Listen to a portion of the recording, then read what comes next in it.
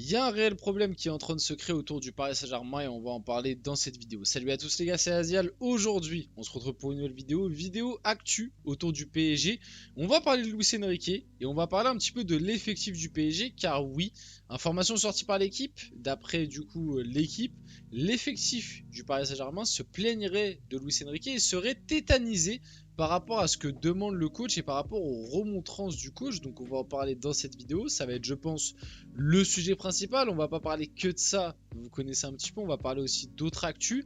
Mais c'est vrai qu'en ce moment, côté PSG, du coup, d'autres actus centrés sur le Paris Saint-Germain, mais c'est vrai qu'en ce moment, on va pas se mentir, là, depuis 2-3 semaines globalement, les infos et les trucs qu'on entend autour du PSG, même par rapport à la communication de Luis Enrique, ça respire pas forcément la sérénité, ça respire pas forcément la joie et on va dire la bienveillance de la part des médias français. Et d'ailleurs, vous allez voir, on va en reparler dans cette vidéo. Donc avant que la vidéo commence, n'hésitez pas à la liker, à commenter, à partager, à vous abonner, ça fait toujours plaisir et ça aide pour le développement de la chaîne. Et nous, on va pouvoir y aller dès maintenant et commencer par l'actu principale du coup, hein, au PSG, donc information sortie par l'équipe comme j'ai dit un petit peu plus tôt, au PSG, Luis Enrique tétanise une partie de l'effectif et bride certains éléments dans leurs expressions. Bon, bien évidemment, là par contre sur cette première phrase, bon, le côté tétanise une partie de l'effectif, je ne sais pas, faut prendre des pincettes par rapport à cette info parce que je tiens à rappeler que c'est l'équipe et l'équipe qui sort une information sur le PSG après une défaite. Bon, il y a fort à parier qu'il y a peut-être des éléments qui sont un petit peu extrapolés, voire exagérés, pour aussi taper sur le PSG, taper sur Luis Enrique, parce que ça peut faire vendre.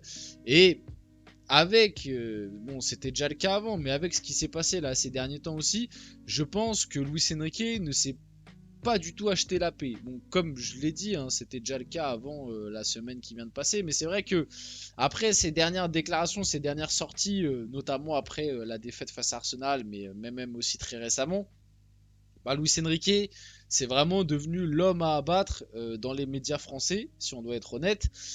Donc je ne vais pas remettre en cause non plus la parole de, de, de certains médias et de certaines infos, mais il y a fort à parier que les médias vont être un peu à charge sur Luis Enrique et que à des moments, si ça peut un petit peu exagérer pour en remettre une couche, ça le fera. Donc, est-ce qu'une partie de l'effectif est réellement tétanisée par Luis Enrique?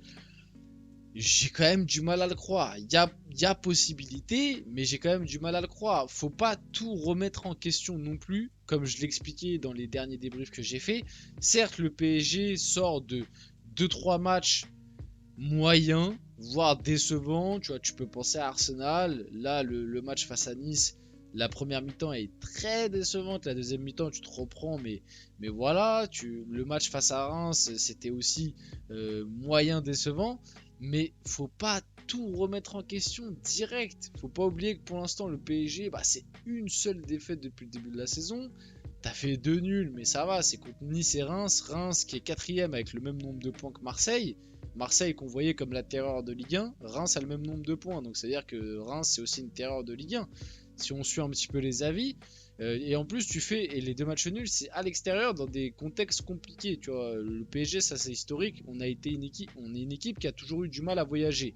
Pour l'instant tu perds pas malgré tout. Alors oui du coup, comme Monaco, eux ils sont dans une rôle légendaire, mais bon, Monaco a eu aussi un calendrier très favorable. On a l'impression que le PSG fait un début de saison pas fou, mais c'est pas le cas. Le début de saison du PSG, comptablement parlant, est pas dégueu. Alors tu pouvais faire mieux, mais c'est pas non plus horrible. Et surtout, si tu compares par rapport à l'année dernière, tu fais un bien meilleur début de saison, comptablement et même dans le jeu. Donc, faut pas tout remettre en question.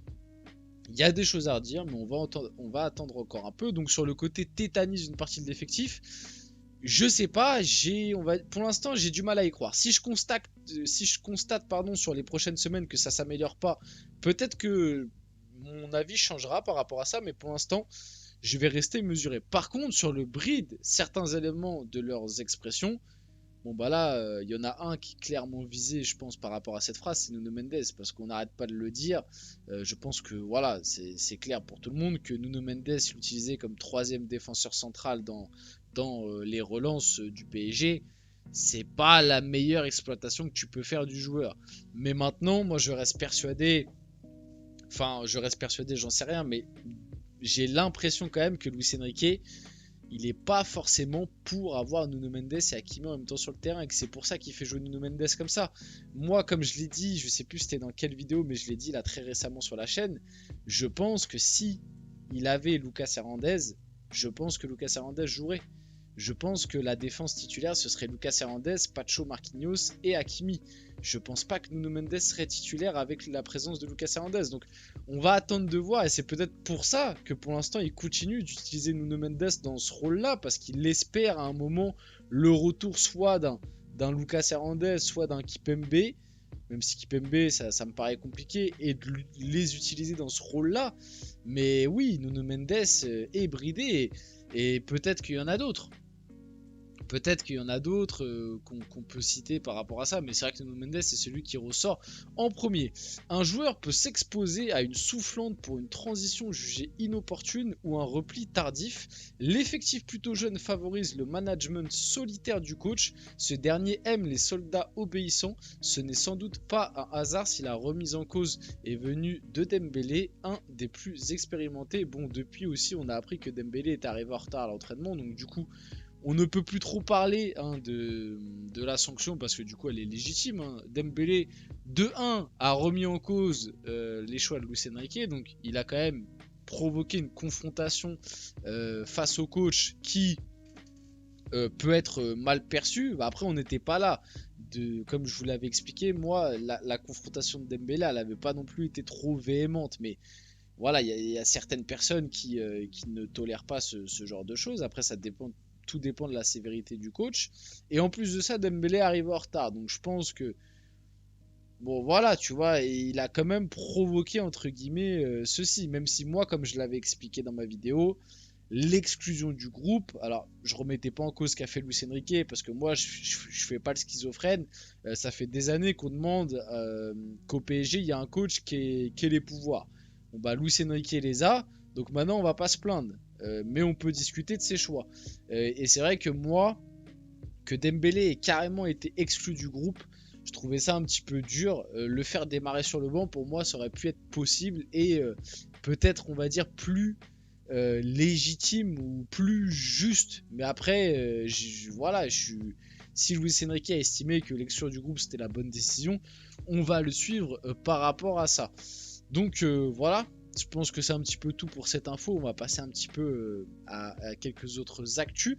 Revenir notamment sur la sortie de Kolo Muani à la mi-temps face à Nice. Donc Luis Enrique sur la sortie de Kolo Muani à la mi-temps à Nice pour Kangindi.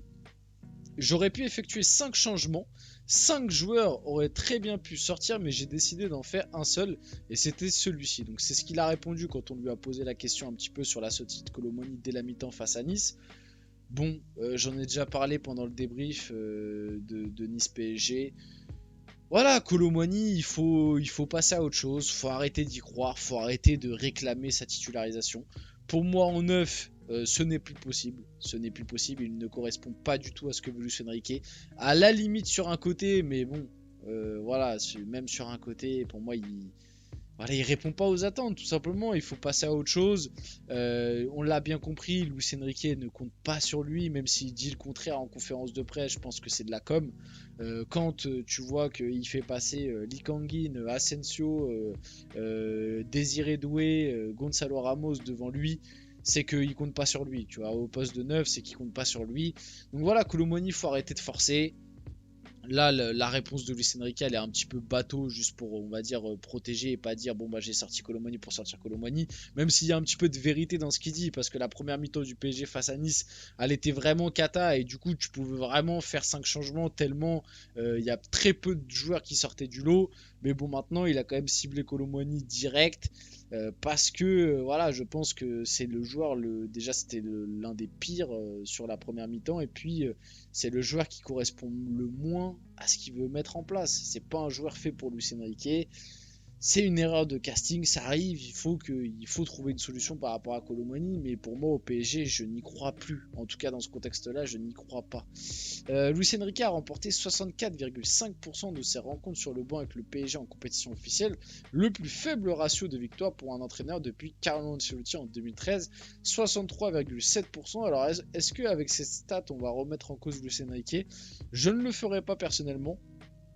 Parce que du coup là c'est remporter les matchs. C'est vrai que le PSG de Luis Enrique a fait beaucoup de matchs nuls. Maintenant en termes de défaites, t'en as pas fait tant que ça. C'est vrai qu'en Ligue des Champions c'est un peu plus inquiétant. Mais faut pas oublier aussi qu'en Ligue des Champions t'as joué beaucoup plus de gros adversaires que les années précédentes. Je l'avais déjà dit en plus. Et que bah, t'as pas la même équipe. T'as pas les mêmes individualités que ont eu les autres entraîneurs. Donc c'est ça aussi qu'il faut prendre en compte, même si c'est en quelque partie aussi un choix de Luis Enrique, mais je ne vais pas remettre en cause pour le moment Luis Enrique par rapport à ça. On va finir la vidéo là-dessus, j'espère que cette vidéo vous a plu, si c'est le cas n'hésitez pas à la liker, commenter, partager et vous abonner les gars, c'était Azial, on se retrouve très rapidement pour une prochaine vidéo.